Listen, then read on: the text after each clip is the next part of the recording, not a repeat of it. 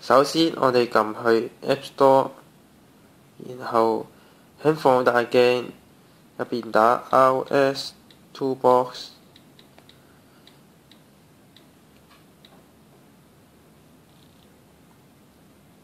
咁就會自動搜尋到 RS Toolbox 㗎啦。然後 K 入去就可以按下載。稍等一陣，你就會下載到 RS Toolbox 呢個工具㗎啦。而家目前嘅版本係 RS Toolbox 1.1 版本，而且需要 iOS 6.01去支援。當下載完成，可以按開啟，然後 RS Toolbox 就會自動顯示喺你嘅平板電腦上面。當經歷完初始化之後，就可以開始使用 RS Toolbox 㗎啦。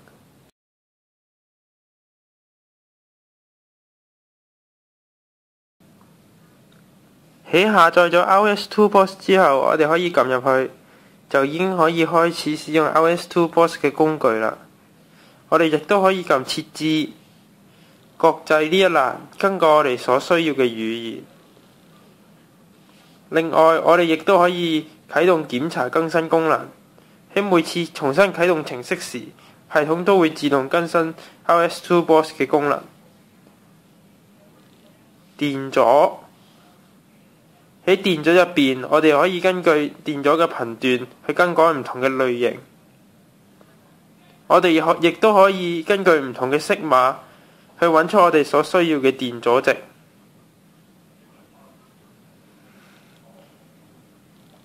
相反，我哋亦都可以更改數值去揾出唔同電阻嘅電阻色碼。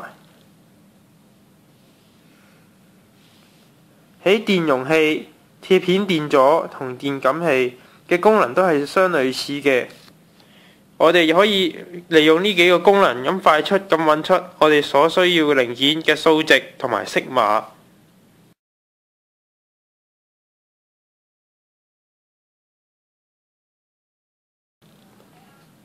歐姆定律。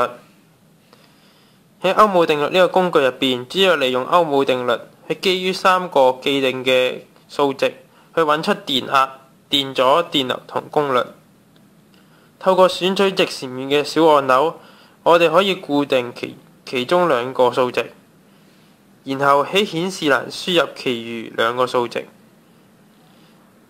咁喺系統入邊就會自動幫我哋計算出我哋所需要嘅數值。而喺下方亦都會顯示出我哋計算嘅公式。